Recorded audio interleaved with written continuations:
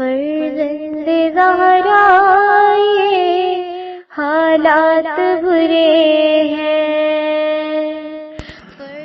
کاشانۂ بصیرت ایک ایسا مکمل یوٹیوب چینل جس پر محروم بصارت کے لیے بالخصوص اور تمام افراد کے لیے بالعموم سینکڑوں کی تعداد میں اسلامی کتب دستیاب ہیں۔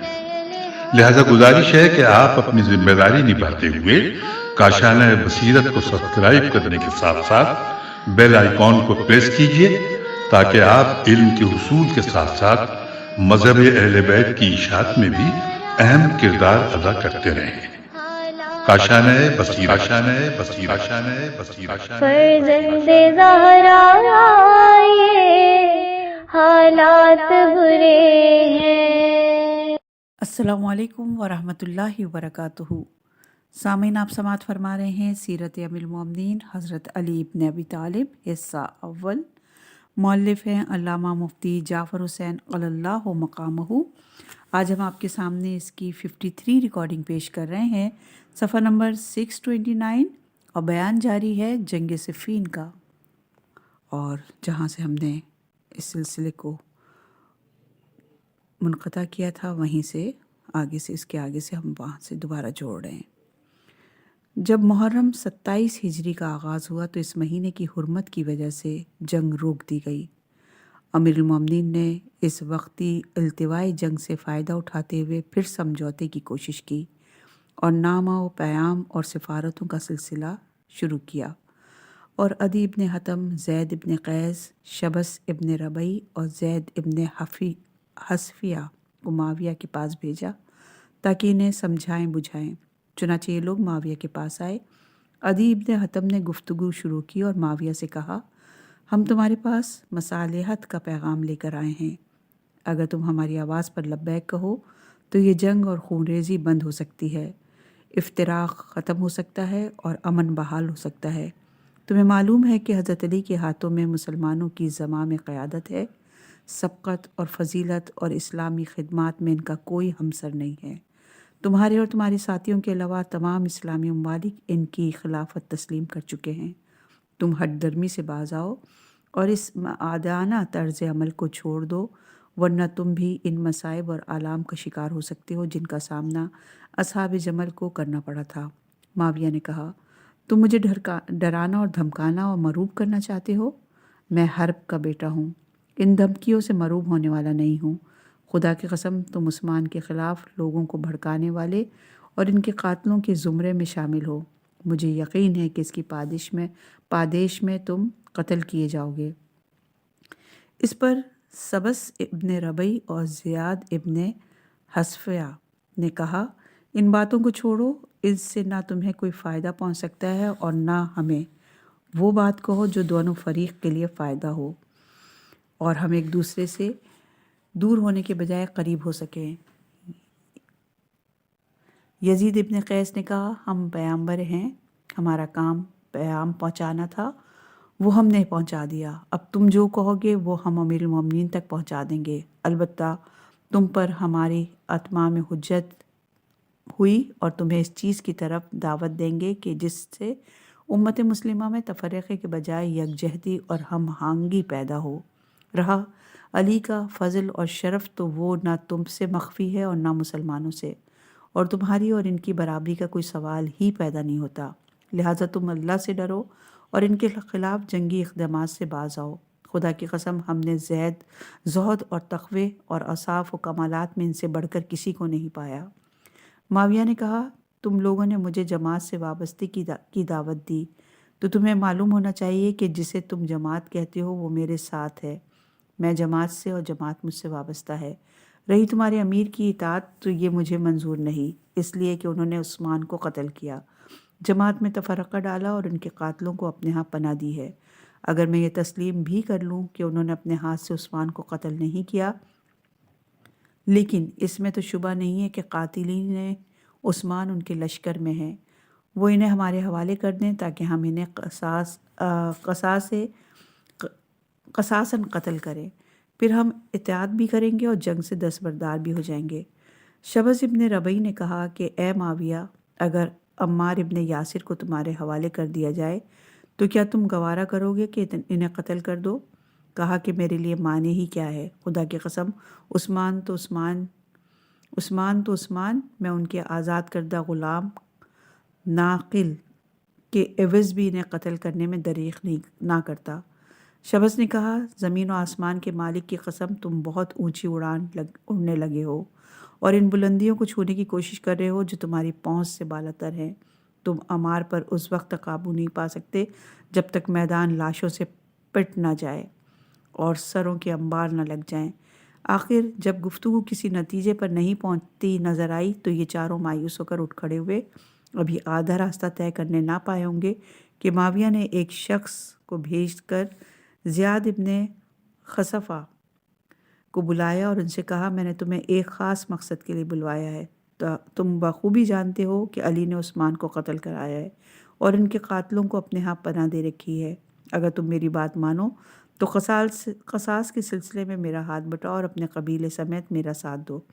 میں اللہ کو گواہ کر کے تم سے وعدہ کرتا ہوں کہ اگر مجھے کامیابی حاصل ہوئی تو میں کوفہ اور بصرہ میں سے جس جگہ کی حکومت چاہو گے تمہیں دوں گا۔ جب معاویہ اپنی بات ختم کر چکے اور پر امید نظریں زیاد کی طرف اٹھائیں تو زیاد نے کہا میں اپنے پروردگار کی جانب سے اپنے موقف کی صداقت پر دلیل و برہان رکھتا ہوں اور یہ مجھ پر اللہ کا انعام اور احسان ہے کہ میں کبھی مجرموں کا پشت پناہ بننا گوارا نہیں کر سکتا۔ اور یہ روایت ہے تاریخ کامل جلد نمبر 3 صفحہ نمبر 148۔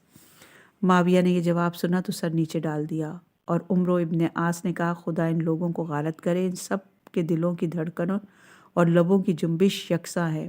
ان سفارتوں کے جانے اور ناکام پلٹنے سے تاثر لیا جا سکتا تھا کہ حضرت تو بات چیت کے ذریعے فیصلہ کرنا چاہتے ہیں مگر معاویہ گفتگو کے بجائے جنگ کے ذریعے کسی نتیجے پر پہنچنا چاہتا ہے۔ لہٰذا معاویہ نے اس تاثر کو ختم کرنے کے لیے ان سفارتوں کے جواب میں حبیب ابن مسلمہ فہری، شرجیل ابن سمت کندی اور مان ابن یزید اسلمہ کو حضرت کے پاس گفتگو کے لیے بھیجا۔ جب یہ تینوں حضرت کے ہاں آئے تو حبیب ابن مسلمہ نے کہا اے علی، حضرت عثمان خلیفہ راشد متقی اور پرہیزگار اور قرآنی تعلیمات کے پابند تھے مگر تم لوگوں سے ان کا جینا گوارا نہ ہوا اور ہجوم کر کے انہیں بے جرم و خطا قتل کر ڈالا۔ ان کے قاتل ہمارے حوالے کیجیے تاکہ ہم انہیں قصاص میں قتل کریں اور خلافت کو شورا کے سپرد کر کے علیحدہ ہو جائیں تاکہ ہم اتفاق رائے سے کسی کو خلیفہ منتخب کریں۔ حضرت نے ان کا یہ طرز تخاطب دیکھا تو فرمایا تم خلافت سے دستبرداری کا مطالبہ کرنے والے کون ہوتے ہو جبکہ تو اس معاملے میں دخل دینے کا اہل ہی نہیں۔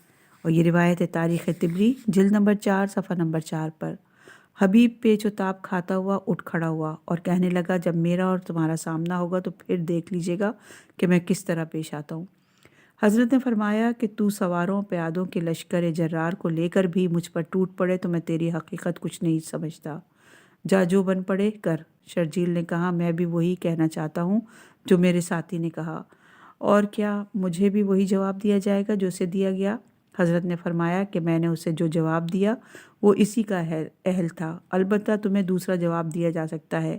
اس کے بعد حضرت نے رسول کی بعثت اور پہلے اور دوسرے دور کا ذکر کیا، پھر فرمایا کہ جب عثمان خلیفہ ہوئے تو ان سے ایسی حرکتیں سرزد ہوئیں جنہیں لوگوں نے برا سمجھا، ان پر نکتہ چینی کی اور انہیں سمجھایا بجھایا، اور جب کہنے اور سننے کا کوئی نتیجہ برآمد نہ ہوا تو ان کے گرد گھیرا ڈالا اور انہیں قتل کر دیا۔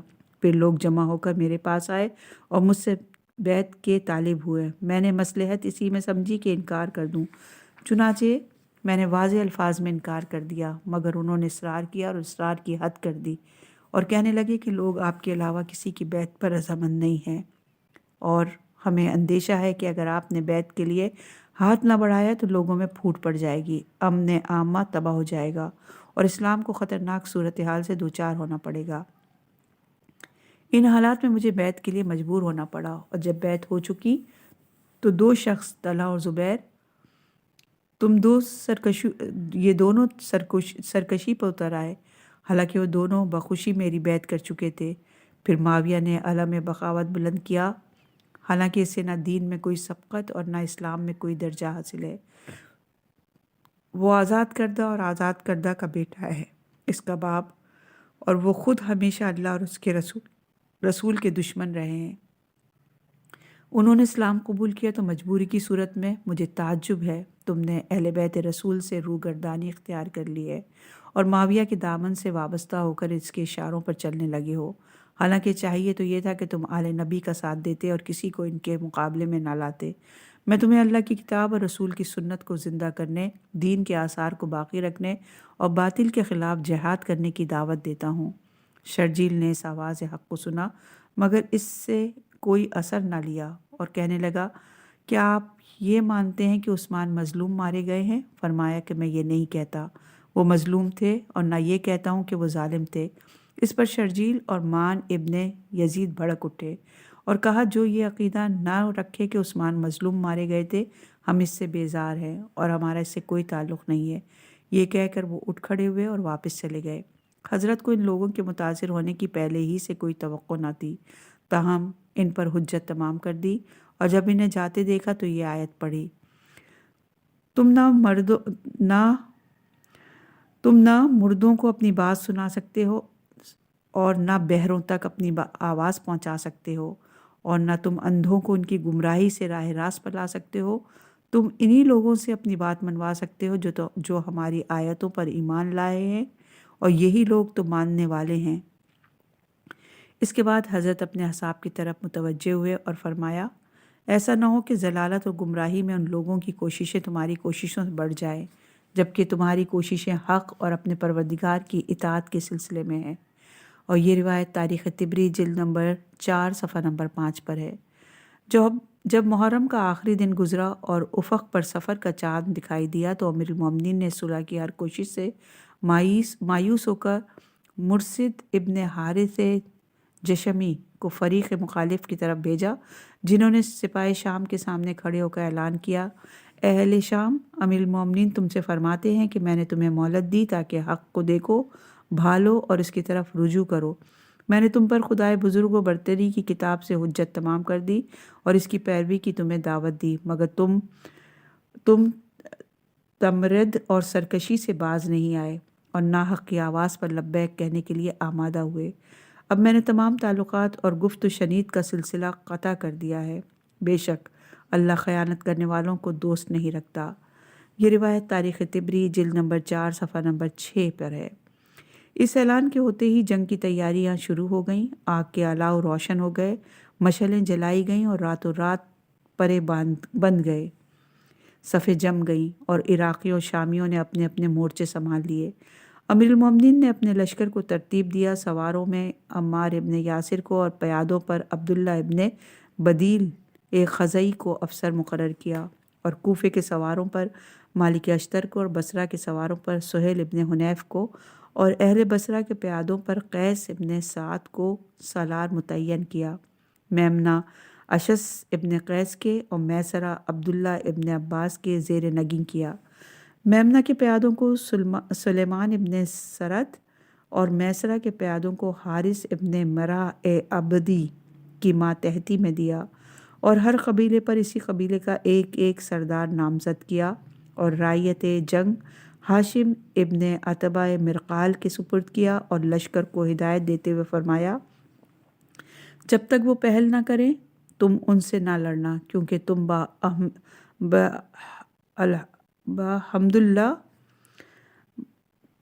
بحمد اللہ دلیل اور حجت رکھتے ہو اور تمہیں انہیں چھوڑ دینا کہ وہ پہل کریں یہ ان پر دوسری حجت ہوگی۔ خبردار، جب دشمن میدان چھوڑ کر بھاگ کھڑا ہو تو کسی پیٹ پھرانے والے کو قتل نہ کرنا، کسی بے دست و پا پر ہاتھ نہ بڑھانا، کسی زخمی کو جان نہ لینا اور عورتوں کو اذیت نہ پہنچانا، چاہے وہ تمہیں برا بھلا کہیں اور تمہارے افسروں کو گالیاں دیں۔ معاویہ نے میمنہ پر عبداللہ ابن عمر کو اور میسرہ پر حبیب ابن مسلمہ کو مقرر کیا، سواروں پر عمرو ابن عاص اور پیادوں پر مسلم ابن عقبہ مری کو امیر بنایا اور مختلف شہروں اور قبیلوں کے انہی میں سے سردار نامزد کیے اور علم جنگ عبد الرحمن ابن خالد بن ولید کو دیا۔ یکم صفر روز چہارشنبہ صبح ہی صبح دونوں طرف کے فوجی دستے نئے ولولے اور نئے حوصلے کے ساتھ صفیں باندھ کر کھڑے ہو گئے اور باقاعدہ لڑائی کا آغاز ہو گیا۔ عراقی دستے کی کمان مالک اشتر کے ہاتھ میں تھی اور شامی دستہ حبیب ابن مسلمہ کی ماتحتی میں تھا۔ دونوں لشکروں نے ایک دوسرے کی طاقت قوت کا جائزہ لیا اور پھر تلواریں لے کر فریق مخالف پر ٹوٹ پڑے۔ دن بھر تلواریں تلواروں سے ٹکراتی رہیں اور شام کے جھٹپٹے تک جنگ کے شعلے بھڑکتے رہے۔ جب فضا تاریک ہو گئی تو دونوں لشکر اپنی اپنی قیام گاہوں کی طرف پلٹ آئے۔ دوسرے دن حضرت کی صفا میں سے ہاشم مرقال سواروں اور پیادوں کو دستہ لے کر میدان میں آ کھڑے ہوئے اور ادھر سے ابو الاور سلمی سواروں اور پیادوں کے جمع غفیر کے ساتھ نکلا اور دونوں فریقوں نے تلواریں علم کیں اور ایک دوسرے پر ٹوٹ پڑے۔ دن بھر سخت رن پڑا، سروں پر تلواریں چمکتی رہیں اور سینوں پر نیزے اترتے رہے۔ تیسرے دن عمرو ابن عاص ایک نیزے پر کالا پھریرا لٹکائے دستہ فوج کے ساتھ نکلا۔ اس سیاہ پھریرے کو دیکھ کر سرگوشی شروع ہو گئی۔ کچھ لوگوں نے کہا یہ وہی پارچہ ہے جو پیغمبر اکرم نے چوب علم پر آویزہ کر کے عمرو کو دیا تھا اور اسے علمبرداری کا شرف بخشا تھا۔ امیر المومنین نے سنا تو فرمایا، اے لوگو، اس جھنڈے کا قصہ یہ ہے کہ ایک مرتبہ حضرت نے علم اپنے ہاتھوں میں لے کر فرمایا کہ تم میں کون ہے جو اس جھنڈے کو اٹھائے اور اس کا حق ادا کرے؟ عمرو ابن عاص نے کہا، یا رسول اللہ، وہ شرائط کیا ہیں جن سے ان کا حق ادا ہوتا ہے؟ فرمایا کہ اسے لے کر کسی کافر کے مقابلے سے نہ بھاگے اور کسی مسلمان سے جنگ نہ کرے مگر اس نے یہ حق یوں ادا کیا۔ رسول اللہ کی زندگی میں اسے لے کر کافروں کے سامنے سے بھاگ کھڑا ہوا اور آج اسی جھنڈے کو لے کر مسلمانوں سے جنگ و قتال کر رہا ہے۔ عمرو ابن عاص کا مقصد تو یہ تھا کہ اس علم کی نمائش کر کے دیکھنے والوں کے دل و دماغ پر رعب بٹھائے اور انہیں یہ تاثر دے کہ وہ زمانے رسول میں ان کے ہاتھوں سے علم لے چکا ہے اور یہ وہی علم ہے جسے آج میدان میں لے کے آیا ہے، اور اس طرح اپنے موقف کے حق بجانب ہونے کا ڈھنڈورا پیٹے۔ مگر امیر المومنین نے کسی غلط فہمی کے پیدا ہونے سے پہلے ہی اس کا ازالہ کر دیا اور یہ بتایا کہ صرف رسول اللہ کے ہاتھ سے علم لے لینا فضیلت کا باعث نہیں ہو سکتا جبکہ علم برداری کے تقاضوں کو پورا نہ کیا جائے۔ چنانچہ اس کے بعد اگر کسی ذہن میں کوئی الجھن تھی تو وہ جاتی رہی اور لوگوں نے اس پھریرے کی نمائش کو ایک افسوں گری سے زیادہ اہمیت نہ دی۔ جب عمرو میدان میں اترا تو زیاد ابن نظر سواروں کا دستہ لے کر اور عمار ابن یاسر پیادوں کو لے کر، جن میں مہاجرین اور انصار اور اصحاب بدر شامل تھے، مقابلے کے لیے نکلے۔ عمار دشمن کی صفوں کو تہو بالا کرتے ہوئے آگے بڑھے تو اپنے ہمراہیوں سے مخاطب ہو کر کہا، اے اہل عراق، کیا تم اس شخص یعنی معاویہ کو دیکھنا چاہتے ہو جس نے اللہ اور اس کے رسول سے دشمنی کی اور ان سے جنگیں لڑی، مسلمانوں کے خلاف بغاوت کو ہوا دی اور مشرکوں کی پشپناہی کی، اور جب یہ دیکھا کہ اللہ نے اپنے دین کو استحکام بخشا ہے اور اپنے رسول کو غلبہ دیا ہے تو پیغمبر کے پاس آیا اور مسلمان ہو گیا۔ ہم جانتے ہیں کہ ڈر کے مارے مسلمان ہوا تھا اور اسے اسلام سے کوئی دلچسپی نہ تھی۔ جب اللہ نے اپنے رسول کو دنیا سے اٹھا لیا تو خدا کی قسم یہ مسلمانوں کا دشمن اور کافروں کا دوست ہی رہا، لہٰذا اس کے مقابلے میں ثابت قدم رہو، اس سے جنگ اور قتال کرو، کیونکہ یہ اللہ کے نور کو بجھانا اور دشمنان خدا کو تقویت پہنچانا چاہتا ہے۔ یہ روایت تاریخ طبری جلد نمبر 4 صفحہ نمبر 8 پر ہے۔ پھر اپنے ہمراہیوں کو لے کر اس شدت سے حملہ کیا کہ شامیوں کے قدم اکڑ گئے اور عمرو جو بڑی آن و بان سے سیاہ علم لہراتا ہوا میدان میں آیا تھا، اپنی جگہ چھوڑ کر پچھلی صفوں میں روپوش ہو گیا۔ زیاد ابن نظر اپنے سواروں کے ساتھ شامی سواروں پر حملہ آور تھے کہ ایک سوار ان کے مقابلے کے لیے بڑھا۔ زیاد نے پوچھا، تو کون ہے؟ اس نے کہا، میں معاویہ ابن عمرو عقیلی ہوں۔ زیاد یہ نام سن کر حملہ کرنے میں متردد ہوئے کیونکہ وہ ان کا مادری بھائی تھا۔ ان دونوں کی ماں قبیلہ زبید کی ایک عورت ہند تھی۔ انہوں نے لڑنا مناسب نہ سمجھا اور امیر المومنین سے اجازت لے کر واپس چلے آئے۔ چوتھے دن محمد حنفیہ فوج و سپا کے ساتھ میدان میں آئے۔ ادھر سے عبید اللہ ابن عمر ایک بڑی جمعیت کے ساتھ نکلا اور دونوں نے ایک دوسرے کے بالمقابل صفیں جمائیں۔ نیزوں کی طرف ہاتھ بڑھے، تلواریں نیاموں سے نکل آئیں، جنگ کے شعلے بھڑک اٹھے۔ عبید اللہ ابن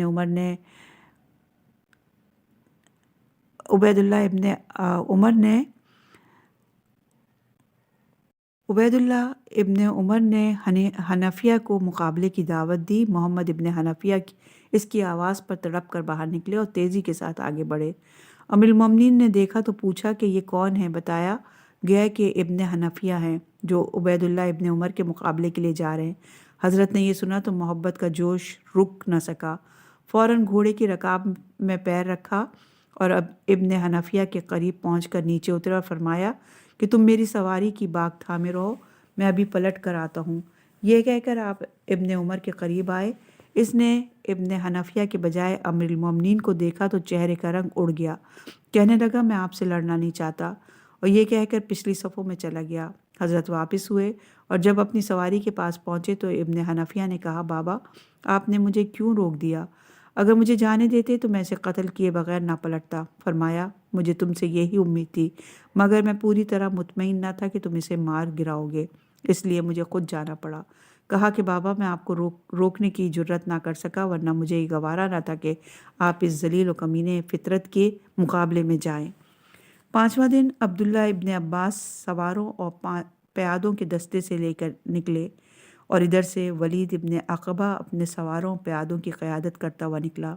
اس نے جب ابن عباس کو دیکھا تو اپنی بدفطرتی اور بدنیتی کا مظاہرہ کرتے ہوئے بنی عبد المطلب پر زبان درازی شروع کر دی اور ابن عباس سے کہا اے ابن عباس تم لوگوں نے قطع رحم کیا، اپنے امام عثمان کو قتل کر ڈالا اور اپنی آرزوؤں میں بھی ناکام رہے۔ اور یہ روایت ہے اخبار الطوال صفحہ نمبر 175 پر۔ ابن عباس نے کہا کہ اس الزام تراشی اور بدگوئی کو چھوڑو اور میرے مقابلے کے لیے آگے بڑھو، مگر اسے آگے بڑھنے کی جرت نہ ہوئی، اور جو گرجتے ہیں سو برستے نہیں۔ کچھ دیر چیخا چلایا اور پھر دپک کر بیٹھ گیا۔ ابن عباس اپنے ہمراہیوں کو لے کر شامیوں پر حملہ آور ہوئے۔ ظہر تک مارکہ کارزار گرم رہا۔ اسی دن سمرہ ابن ابرا حمیری قاریوں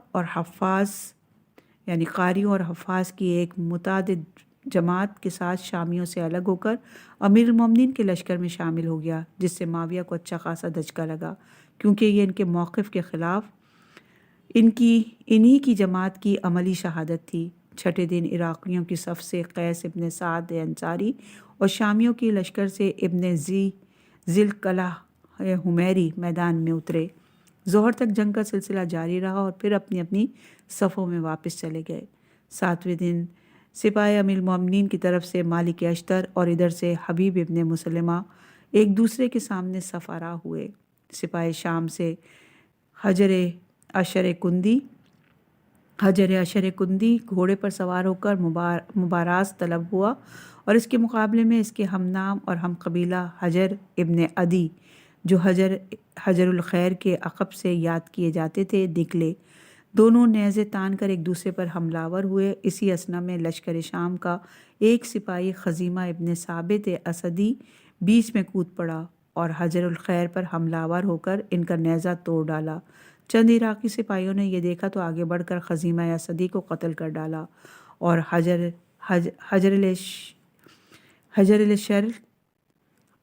الشر جان بچا کر نکل گیا، مگر کچھ دیر کے بعد پھر للکارتا ہوا میدان میں آیا۔ حکم ابن ازہر اس کے مقابلے کے لیے بڑھے، کچھ دیر ان سے جنگ کی، آخر حجر الشر کے ہاتھ سے مارے گئے۔ حکم کے ابن رفع ابن ظالم حمری نے حکم ابن ازہر کو گرتے دیکھا تو پیچ و تاب کھاتے ہوئے صفوں سے باہر نکلے اور حجر الشر پر حملہ کر کے اسے تہہ تیغ کر دیا۔ امیر المومنین نے دیکھا تو فرمایا خدا کا شکر ہے کہ حکم ابن ازہر کا قاتل مارا گیا۔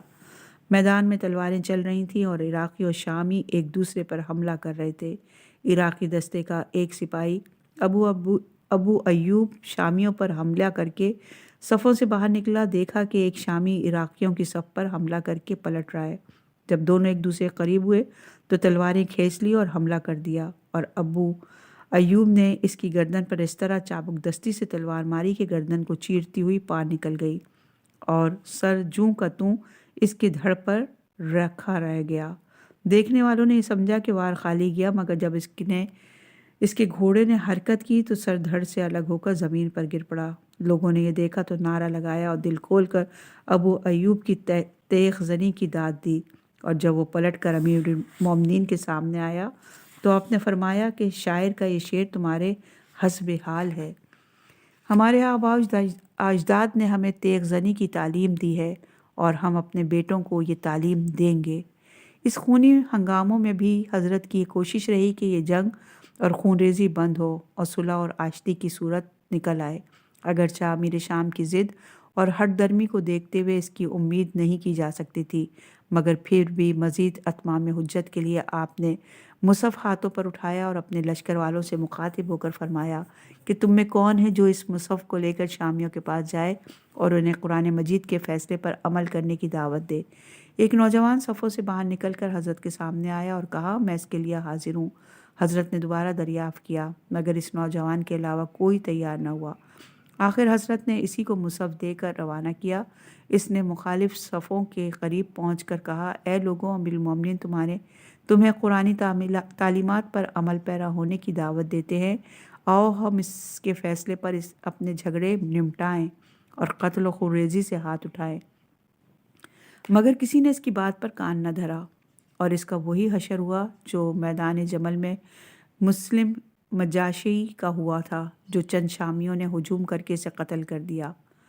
امیر المومنین نے یہ دیکھ کر کہ دونوں طرف کے لشکر جان لڑائے ہوئے ہیں، اگر یہ جنگ و خون ریزی جاری رہی تو عرب کا بہت بڑا حصہ فنا ہو کر رہ جائے گا، لہٰذا دوسروں کو جنگ کے شعلوں میں جھونکنے کے بجائے مجھے معاویہ کو مقابلے کی دعوت دینا چاہیے تاکہ ہم آپس میں نمٹ لیں۔ چنانچہ حضرت نے دونوں صفوں کے درمیان کھڑے ہو کر بلند آواز سے پوچھا، معاویہ کہاں ہیں؟ معاویہ نے سنا تو کہا، پوچھو کیا کہنا چاہتے ہو؟ فرمایا، اسے کہو کہ تھوڑی دیر کے لیے میرے سامنے آئے، میں اس سے ایک بات کہنا چاہتا ہوں۔ معاویہ عمرو ابن عاص کو لے کر صفوں سے باہر نکلے اور حضرت کے قریب آ کر کھڑے ہو گئے۔ آپ نے فرمایا، اے معاویہ، تم لوگوں کا خون ناحق بہا رہے ہو، آؤ ہم دونوں لڑ کر فیصلہ کر لیں اور ہم میں سے جو غالب آئے وہ منصب خلافت سنبھال لے۔ عمرو ابن عاص نے کہا، علی نے سچ کہا ہے، یہی دونوں نزاع کا مرکز اور محور ہیں، انہیں آپس میں لڑ کر فیصلہ کر لینا چاہیے۔ معاویہ نے عمرو سے مخاطب ہو کر کہا، تم نے انصاف سے کام نہیں لیا، حالانکہ تمہیں بخوبی معلوم ہے کہ ان کے مقابلے میں جو نکلا انہوں نے اسے قتل کیے بغیر نہیں چھوڑا۔ یہ روایت تاریخ طبری جلد نمبر 4 صفحہ نمبر 29 پر ہے۔ عمرو نے کہا، میں یہ نہیں چاہتا کہ تم مقابلے سے روگردانی کر کے اپنے کو لوگوں کی نظروں سے گراؤ۔ معاویہ نے کہا، کیا میں تمہیں تیش دلانے سے اپنی جان سے ہاتھ دھو لوں؟ تم تو یہ چاہتے ہو کہ میں مارا جاؤں اور تم راج پاٹ سنبھال لو۔ یہ کہہ کر پیچھے کی طرف پڑے اور دھیرے دھیرے لشکر کی آخری صف میں پہنچ گئے۔ معاویہ کو عمرو کی اس حرکت پر غصہ تو تھا ہی، اسے بلا کر سخت سست کہا اور اپنی ناراضگی کا اظہار کیا۔ عمرو نے ان کا غصہ ٹھنڈا کرنے کے لیے کہا، اگر تم لڑنا نہیں چاہتے تو میں علی سے لڑوں گا۔ چنانچہ اس نے مقابلے کی ٹھان لی اور ایک موقع پر گرجتا برستا ہوا میدان میں نکلا اور حضرت کو مقابلے کے لیے للکارا۔ حضرت نے گھوڑے کو ایڑ لگائی اور اس کے سر پر پہنچ گئی۔ جب تلوار بلند کی تو اس نے اپنے گھوڑے سے اپنے آپ کو نیچے گرا دیا اور ایک ٹانگ اٹھا دی، جس سے اس کی شرمگاہ کھل گئی۔ حضرت نے اس کی یہ ذلیل حرکت دیکھی تو منہ پھیر لیا۔ عمرو گرد جھاڑتا ہوا اٹھا اور اپنے لشکر کی طرف بھاگ کھڑا ہوا۔ معاویہ نے یہ واقعہ سنا تو عمرو سے کہا، اے عمرو، اللہ کا شکر کرو کہ تم اپنی شرمگاہ کی بدولت بچ گئے۔ یہ روایت اخبار الطوال صفحہ نمبر 77 پر ہے۔ سپاہی شام کے ایک سپاہی سالار ابرہہ ابن سبع حمیری نے بھی جنگ کی تباہکاری سے متاثر ہو کر یہی بات کہی تھی کہ علی اور معاویہ آپس میں لڑ بھیڑ کر فیصلہ کر لیں۔ چنانچہ اس نے اپنے قبیلے والوں سے مخاطب ہو کر کہا، اے اہل یمن، ہم کب تک تیروں اور تلواروں کا نشانہ بنتے رہیں گے؟ اس جنگ کو رکوانے کی کوئی تدبیر کرو اور علی اور معاویہ پر زور دو کہ وہ آپس میں لڑ کر فیصلہ کر لیں، اور ان دونوں میں سے جو غالب آئے ہم اس کے گروہ میں شامل ہو جائیں گے۔ امیر المومنین تک یہ بات پہنچی تو فرمایا کہ خدا کی قسم میرے لیے اس سے زیادہ خوش آئند کوئی بات نہیں ہو سکتی کہ دونوں لشکر ایک طرف ہو جائیں اور ہم آپس میں نمٹ لیں۔ جب معاویہ نے ابراہہ کی یہ تجویز سنی تو بہت سٹپٹائے اور قدم بقدم پیچھے ہٹتے ہوئے آخری صفوں میں پہنچ گئے اور اپنے حاشیہ نشینوں سے کہا، ایسا معلوم ہوتا ہے کہ ابراہہ کی عقل جاتی رہی ہے۔ لوگوں نے کہا ایسا نہیں ہے، وہ زیرک اور دانا اور بافہم ہے اور شجاعت اور دلیری کے اعتبار سے بھی کسی سے کم نہیں۔ یہ کیوں نہیں کہتے کہ تم علی سے دو بدو ہو کر لڑنے سے گھبراتے ہو؟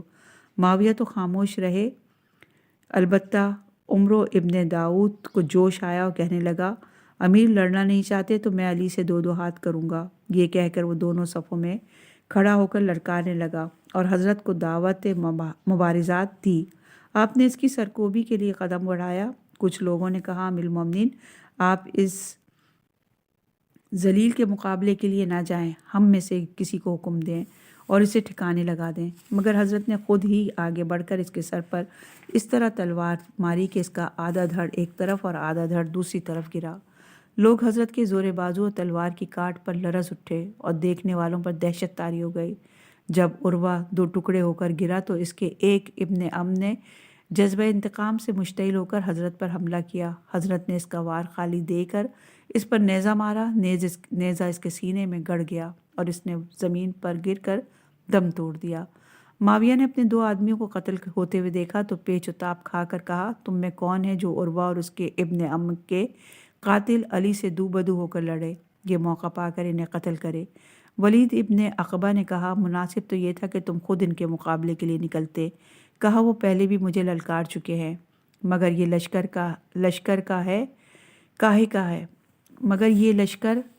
کاہے کے لیے ہے، اس کے ہوتے ہوئے مجھے میدان میں نکلنے کی ضرورت نہیں۔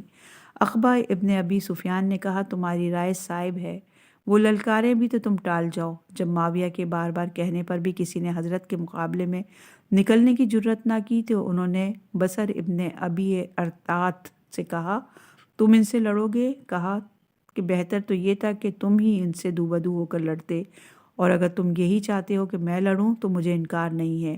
بصر کے ایک قریبی عزیز نے یہ سنا تو بصر سے کہا، معاویہ مارے گئے تو ان کا کوئی بھائی بند تخت و تاج کا وارث ہوگا، تم اپنے کو کیوں خطرے میں ڈالتے ہو؟ کہا، میں زبان سے کہہ چکا ہوں، اب تو مجھے نکلنا ہی پڑے گا۔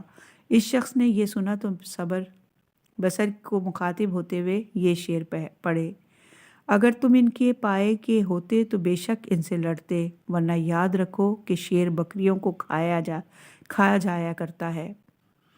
اے بصر، ایسا معلوم ہوتا ہے کہ تم علی کے جنگی کارناموں سے بے خبر ہو یا جان بوجھ کر بے خبر بن رہے ہو۔ بصر نے کہا، آخر ایک دن مرنا ہے، کیوں بزدلوں کی موت مارا جاؤں؟ میں ان کا مقابلہ کروں گا اور ضرور کروں گا۔ چنانچہ وہ لڑنے کے لیے میدان کی طرف بڑھا۔ امیر المومنین مالک اشتر کے ہاتھ میں ہاتھ دیے کسی ٹیلے کی تلاش میں بڑھ رہے تھے کہ بصر ذرا بختر پہنے سر پر خور رکھے آپ کے قریب آ کر مبارز طلب ہوا۔ آپ نے بڑے اطمینان سے پلٹے اور قریب پہنچ کر نیزے کی انیس کی ذرا پر گاڑ کر اسے نیچے گرایا اور چاہا کہ نیزہ اس کے سینے میں اتاریں۔ بصر نے جب جان بچتی نہ دیکھی تو اپنے سطر کو عریاں کرنے کے لیے ہاتھ بڑھایا۔ حضرت نے منہ موڑ لیا اور پیچھے ہٹے۔ مالک اشتر نے اسے پہچان کر کہا، یا امیر المومنین، یہ دشمن خدا بصر ابن ابی ارطات ہے۔ حضرت نے فرمایا، اس پر خدا کی پھٹکار، اس حرکت کے بعد اسے کیا کہا جائے، چھوڑو اسے جانے دو۔ بصر جلدی سے اٹھا اور سطر ڈھانکتا ہوا باہر کھڑا ہوا۔ معاویہ نے اس کے کارنامے پر مطلع ہونے کے بعد اس سے کہا، شرمانے کی کوئی بات نہیں، عمرو ابن عاص نے بھی تو اسی طرح اپنی جان بچائی تھی۔ معاویہ اس خیال سے کہ میدان میں کم نکلتے تھے کہ حضرت کا سامنا ہو گیا تو جان بچانا مشکل ہو جائے گا، اور اگر نکلتے بھی تو اس سمت کا رخ نہ کرتے جدھر حضرت کے موجود ہونے کا شبہ ہوتا۔ ایک مرتبہ لڑنے کے لیے نکلے اور میسرہ پر حملہ کر دیا۔ حضرت میسرہ کے اندر موجود تھے اور صفوں کو ترتیب دے رہے تھے۔ حضرت نے انہیں دیکھا تو اس خیال سے کہ وہ آپ کو دیکھ کر بھاگ نہ کھڑا ہو، اپنا گھوڑا اپنی ذرا دوسرے کے گھوڑے اور ذرا سے تبدیل کی اور صف سے باہر نکلے۔ معاویہ حملے کے ارادے سے بڑھا تھا کہ پہچان لیا کہ مقابلے میں امیر المومنین ہے۔ اس نے فوراً رخ موڑ کر گھوڑے کو مہمیز لگائی اور بھاگ کھڑا ہوا۔ امیر المومنین نے کچھ دیر تک پیچھا کیا، مگر وہ تیزی سے اپنی صفوں میں روپوش ہو گیا اور جان بچا لے جانے میں کامیاب ہو گیا۔ معاویہ عموماً اپنے ایک آزاد کردہ غلام حریث کو اپنا بھیس بدلوا کر میدان میں بھیجتا تھا تاکہ دوسروں کو یہ تاثر دے کہ وہ خود بھی عملاً شریک جنگ ہے۔ چنانچہ جب وہ معاویہ کی زرہ پہن کر اور ہتھیار سجا کر نکلتا تو لوگ یہی سمجھتے کہ معاویہ جنگ آزما ہے۔ معاویہ نے اسے یہ تاکید کر دی تھی کہ مجھے تمہاری جان عزیز ہے، تم لاکھ طاقتور اور جنگجو صحیح، مگر علی کا مقابلہ نہ کرنا، ورنہ تمہیں اپنی جان بچانا مشکل ہو جائے گی۔ اسی اثنا میں عمرو ابن عاص نے اسے بہکایا اور کہا، معاویہ تمہیں علی کے مقابلے سے اس لیے منع کرتا ہے کہ وہ نہیں چاہتے کہ تمہیں ان سے دو بدو ہو کر لڑنے کا امتیاز اور قریش کے مقابلے میں سربلندی حاصل ہو۔ اگر تم قریشی ہوتے تو تمہیں ان کے مقابلے سے کبھی منع نہ کرتا۔ حریث عمرو کے بہکانے سے طیش میں آ گیا اور کہا کہ میں علی سے لڑے بغیر نہیں رہوں گا۔ چنانچہ اس نے آگے بڑھ کر انہیں مقابلے کے لیے للکارا۔ آپ ایک دستہ فوج کی قیادت کرتے ہوئے آگے بڑھ رہے تھے کہ حریث کی صدائے مبارز طلبی سنی۔ آپ نے تلوار کے قبضے پر ہاتھ ڈالا اور اسے مہلت دیے بغیر اس پر تلوار کا وار کیا اور اس کے دو ٹکڑے کر دیے۔ معاویہ کو حریث کے مارے جانے کی خبر ہوئی تو انہیں انتہائی رنج و غم ہوا اور عمرو ابن عاص کو برا بھلا کہا کہ اس کے بہکانے سے حریث کی جان گئی، اور دونوں کو یہ بات بھی کھل گئی کہ معاویہ کے بھیس میں حریث نکلا کرتا تھا۔ معاویہ کا طرز عمل تو یہ تھا کہ وہ دوسروں کو اپنے بھیس بدلوا کر میدان میں بھیجتے اور امیر المومنین عباس ابن ربیعہ یا کسی اور کا بھیس بدل کر میدان میں آتے تاکہ حریف انہیں مقابلے میں دیکھ کر بھاگ نہ کھڑا ہو۔ چنانچہ ایک دفعہ عباس ابن ربیعہ خود زرہ پہنے گھوڑے پر سوار ہو کر صف سے باہر نکلے۔ غراز ابن ادھم نے انہیں دیکھا تو جنگ کی دعوت دی۔ عباس نے کہا، میں گھوڑے سے نیچے اتر آتا ہوں اور تم بھی نیچے اتر آؤ تاکہ ہم میں سے کوئی میدان چھوڑ کر بھاگ نکلنے کی کوشش نہ کرے۔ چنانچہ وہ دونوں پیادہ ہو گئے اور تلوار لے کر ایک دوسرے پر جھپٹے۔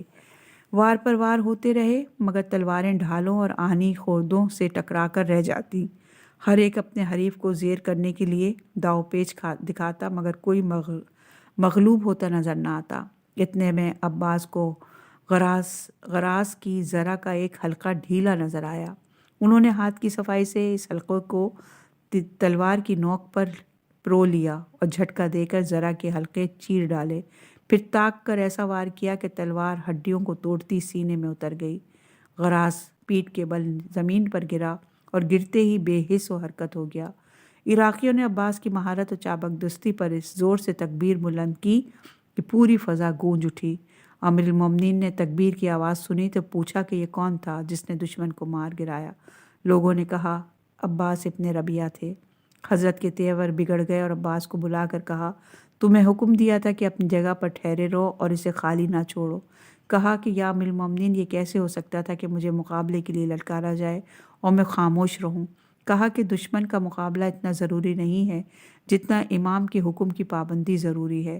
پھر خود ہی فرمایا، خداوندہ عباس کو اس کے کارنامے کی جزائے خیر دے، میں نے اس سے درگزر کیا، تو بھی اس سے درگزر فرما۔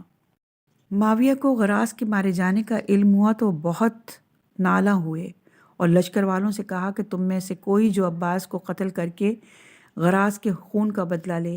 اس آواز پر قبیلہ لخم کے 2 شمشیر زن اٹھ کھڑے ہوئے اور عباس کو مقابلے کے لیے للکارا۔ عباس نے ان کی للکار سنی تو ان کی رگوں میں خون شجاعت جوش مارنے لگا۔ امیر المومنین کی اجازت کے بغیر اپنی جگہ بھی نہ چھوڑ سکتے تھے مگر کہا، کچھ دیر توقف کرو، میں اپنے امیر سے اجازت لے کر آتا ہوں۔ یہ کہہ کر حضرت کی خدمت میں آئے اور ان سے لڑنے کی اجازت مانگی۔ حضرت نے فرمایا، خدا کی قسم معاویہ یہ چاہتا ہے کہ بنی ہاشم میں سے کوئی متنصف روئے زمین پر زندہ نہ رہے تاکہ رشد و ہدایت کی شمع گل ہو جائیں اور اسے ضلالت و گمراہی کے پھیلانے کا موقع ملے، مگر اللہ اس کے الغرم اور اپنے نور کا رخشندہ و تابندہ رکھے گا۔ پھر عباس سے فرمایا، تم اپنے ہتھیار اتار کے مجھے دو۔ حضرت نے عباس کی زرہ اور بختر بند پہنی سر پر کھول رکھا اور انہی کے گھوڑے پر سوار ہو کر میدان میں آئے۔ حضرت کو دیکھ کر دونوں لخمی یہ سمجھے کہ عباس مقابلے کے لیے آئے ہیں، کیونکہ گھوڑا اور ہتھیار انہی کے تھے اور خود اور مغفر سے چہرہ نظر نہ آتا تھا۔ کہا کہ کیا تم اپنے امیر سے اجازت لے آئے ہو؟ حضرت نے جواب میں اس آیت کی تلاوت کی، جن مسلمانوں کے خلاف کافر لڑا کرتے ہیں اب انہیں بھی جنگ کی اجازت ہے، کیونکہ ان پر ظلم ہو رہا ہے اور اللہ ان کی مدد پر یقیناً قادر ہے۔ اب ان میں سے ایک نے آگے بڑھ کر تلوار سے حملہ کیا۔ حضرت نے اس کا وار خالی دے کر جوابی حملہ کیا اور تلوار کا ایسا بھرپور ہاتھ مارا کہ اس کے 2 ٹکڑے ہو گئے۔ پھر دوسرا جوش غضب میں حملہ آور ہوا۔ حضرت نے اسے بھی موت کے گھاٹ اتار دیا اور پلٹ کر عباس کو کے ہتھیار دیا اور فرمایا کہ اگر تمہیں کوئی مقابلے کے لیے للکارے تو مجھے خبر دو، میں خود اس سے نمٹ لوں گا۔ امیر المومنین نے دیکھا کہ شامیوں کی طغیانی اور سرکشی بڑھتی جا رہی ہے اور جب تک مجموعی قوت سے ان کی طاغوتی طاقتوں کو کچلا نہیں جائے گا، لڑائی رکنے میں نہیں آئے گی۔ چنانچہ آپ نے غروب آفتاب کے قریب اپنے لشکر میں خطبہ دیتے ہوئے فرمایا، دیکھو کل تمہیں دشمن سے جنگ کرنا ہے، لہٰذا آج کی رات نماز اور تلاوت قرآن میں گزارو، اللہ سے نصرت اور صبر و استقامت کی دعا مانگو اور پوری تندہی اور ہوش مندی سے دشمن سے ٹکرا جاؤ اور صحیح معنوں میں راست باز ثابت ہو۔ یہ روایت تاریخ کامل جلد نمبر 3 صفحہ نمبر 151 پر موجود ہے۔ جنگ صفین کا بیان جاری ہے۔ اگلی ریکارڈنگ میں انشاءاللہ کہ اس کو آگے لے کر چلیں گے۔